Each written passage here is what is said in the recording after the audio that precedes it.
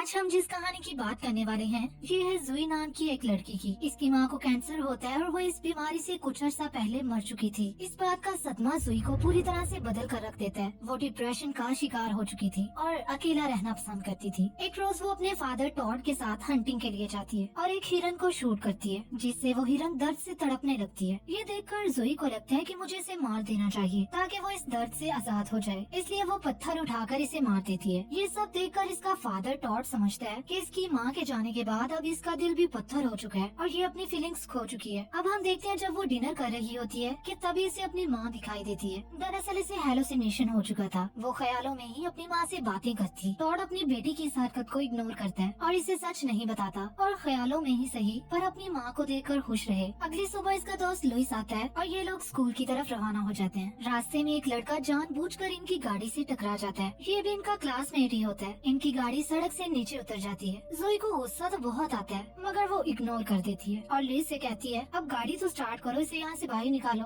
मगर गाड़ी स्टार्ट नहीं होती। फिर जोई की नजर पड़ती है इनके एक और क्लास फेलो की तरफ जिसका नाम क्रिस है, जो वहाँ ग्राउंड में मिट्टी के अंदर कोई चीज दबा रहा था, जिसे देखकर ये दोनों हैरान हो जाते हैं। खैर अब ये दोनों स्कूल पहुँच जाते हैं। आज इनका प्रैंक डे होता है। सब एक दूसरे से प्रैंक करने लगते हैं मगर जोई को ये सब पसंद नहीं होता। फिर हम इसके एक टीचर को देखते हैं जो जोई के बारे में सब जानती थी, इसीलिए वो इसे समझाने लगती है मैं जानती हूँ तुम अपनी माँ की वजह से डिप्रेशन का शिकार हो चुकी हो, मगर अब तुम्हें सोसाइटी के साथ चलना होगा। यहाँ जरूर जोई ने सोचा होगा केमिस्ट्री का बोरिंग लेक्चर सुनती तो हूँ आपका, अब ये नहीं सुनना। खैर वो बहाना बनाकर वहाँ से निकल आती है और अपने लोकल की तरफ आती है जहाँ इसे लुइस का लेटर मिलता है जो इनके स्कूल फंक्शन में इसे डांस पार्टनर बनाना चाहता था। मगर जोई को ये सब पसंद नहीं था, इसलिए वो इसे कोई जवाब नहीं देती। फिर जब ये लोग कैफेटेरिया में बैठकर लंच करते हैं तो लुइस इससे पूछता है फिर क्या सोचा तुमने। जोई यहाँ से भी बहाना बनाकर चली जाती है। दूसरी तरफ हम एक जगह ब्लास्ट होता देखते हैं जिसे किसी ने जानबूझकर किया था। यहाँ किसी को नुकसान तो नहीं पहुँचा था,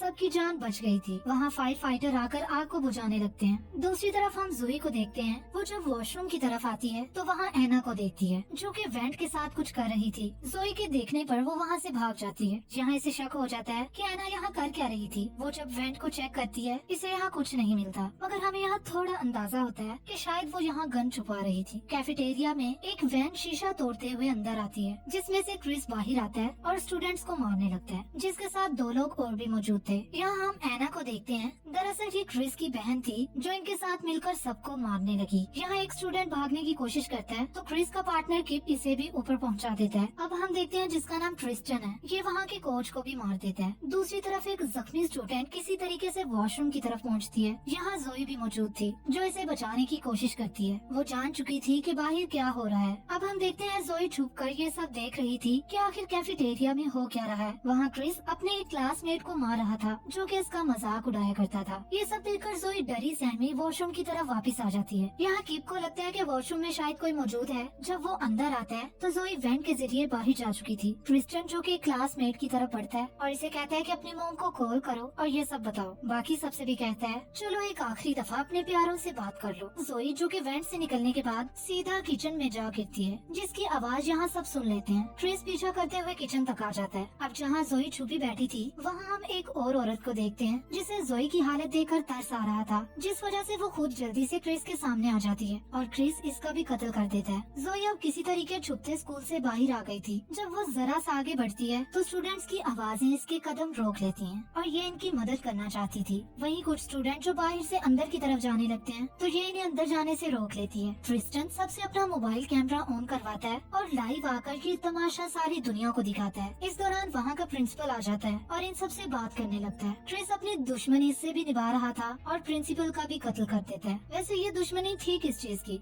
ये आपको आगे चल के पता चलेगा। दूसरी तरफ जोई बाहर विंडो से एक टीचर को बता रही थी कि अपनी जान बचाओ और यहाँ से निकलो, और वहाँ का फायर अलार्म भी ऑन कर देती है ताकि जितने भी बाकी स्टूडेंट्स हैं उनको भी पता चल जाए। मगर तभी वहाँ एना आती है और अलार्म बंद कर देती है, जिससे जोई अब कुछ नहीं कर पाती। अब वहाँ की कोऑर्डिनेटर सबको बताती है कि कोई भी स्टूडेंट अपनी जगह से ना हिले क्योंकि स्कूल लॉकडाउन पे है। यहाँ अब हम पुलिस को देखते हैं। जोई भी भागती हुई कोऑर्डिनेटर के पास आ रही थी कि तभी वहाँ अचानक से ब्लास्ट हो जाता है और ये लोग जख्मी हो जाते हैं। थोड़ी देर गुजरने के बाद क्रिस तो सोशल मीडिया पे वायरल हो चुका था। इसकी न्यूज हर तरफ चल रही थी। एना जो कि पूरे स्कूल में राउंड लगा रही थी कि तभी इसकी नजर जोई पर पड़ती है। जोई यहाँ मरने का ड्रामा कर रही थी ताकि अपनी जान बचा सके और इसके जाने के बाद जोई फिर से बाकी क्लासेस क्लासेस में जाकर सबको होशियार कर रही थी। थोड़ी देर गुजरने के बाद आखिरकार एना को पता चल ही जाता है और वो फायरिंग शुरू करती है, जिससे जोई मजीद जख्मी हो चुकी थी। अब वो भागती हुई एक रूम की तरफ आती है जहाँ बहुत सारे बलून्स थे। वो इसमें छुपने की कोशिश करती है कि तभी वहाँ पर एना आती है तो जोई यहाँ इसका भी किस्सा तमाम कर देती है। इधर ट्रिस्टन एक क्लास में इंटर होता है और टीचर से बदतमीजी करने लगता है। वो खामोशी से इसकी बातें मानने लगती है ताकि ये मेरे स्टूडेंट्स को नुकसान न पहुँचाए। अब एक स्टूडेंट जो इसका कैमरामैन बना हुआ था वो इसका ध्यान बटाने लगता है और ये कहता है जरा कमेंट्स तो सुने अपने वीडियो के। गाइस, अगर आपको मेरी वीडियो अच्छी लग रही है तो आप भी कमेंट सेक्शन में जरूर बताएं और मेरे चैनल को सब्सक्राइब कर दें। दूसरी तरफ क्रिस जो पुलिस की खबर मिलने पर इनका मुकाबला करने लगता है। फायरिंग की आवाज से ट्रिस्टन अब क्लास से बाहर आ चुका था। इधर किप भी बाकी स्टूडेंट्स को तलाश कर रहा था। जोई चुपके से इस पर हमला करती है और ये यहीं पर बेहोश हो जाता है। यहाँ जोई फिर से अपनी माँ से बातें करने लगती है। आखिरकार वो आज इन्हें आजाद कर ही देती है। ये वादा करती है कि वो खुद को बदल लेगी। तभी वहाँ किप को होश आ जाता है, जो इसकी ये हरकत देखकर बिल्कुल हैरान नहीं हो रहा था, क्योंकि वो भी इसी तरह का था। इसे भी हेलुसिनेशन हुआ करती थी। इसी तरह सब लोग इसका मजाक उड़ाते। ट्रिस्टन और क्रिस भी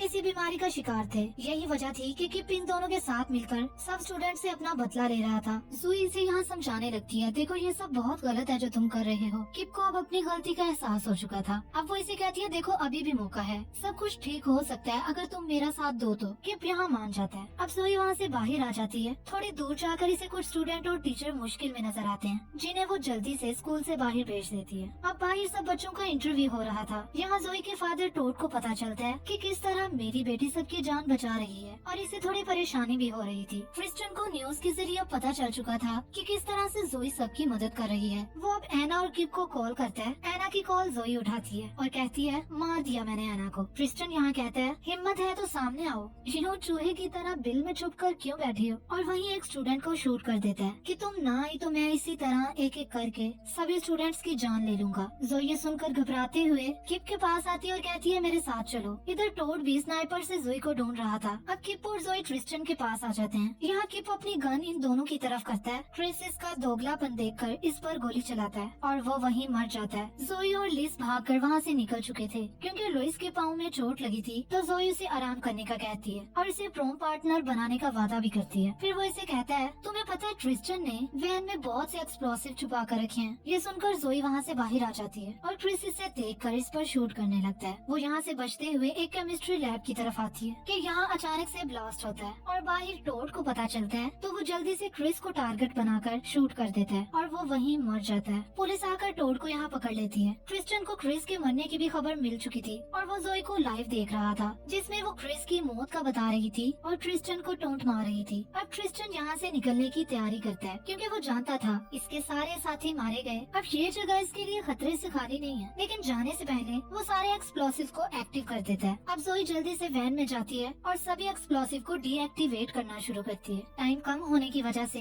वो वैन को ड्राइव करते हुए बाहर करती है कि इतनी देर में वहाँ ब्लास्ट हो जाता है। यहाँ पुलिस आती है और जोई को वहाँ से ले जाती है। बताया जाता है कि इस ब्लास्ट में ट्रिस्टन भी मारा गया, मगर ये सच नहीं था। जोई यहाँ एक लड़के को देखती है जो अपना चेहरा छुपाता हुआ वहाँ से दूर जा रहा था। शक होने पर वो अपने बाप की गन उठाकर उसका पीछा करती है। ये कोई और नहीं बल्कि ट्रिस्टन ही था, जो कि ब्लास्ट में मारा नहीं गया था, बल्कि इसकी जगह कोई और था जिसकी लाश को पुलिस वाले उठा रहे थे। अब जोई ट्रिस्टन का पीछा कर रही थी और इस पर गोली चला देती है। जख्मी होने पर वो दर्द से तड़प रहा था और ये इस दर्द में तड़पने के लिए उसे छोड़ आती है। इसी के साथ ये मूवी यहीं पर एंड हो जाती है। अगर आपको वीडियो अच्छी लगी हो तो चैनल को सब्सक्राइब करना, वीडियो को लाइक करना, कमेंट करना, शेयर करना मत भूलें। मिलते हैं नेक्स्ट वीडियो में, तब तक के लिए बाय बाय।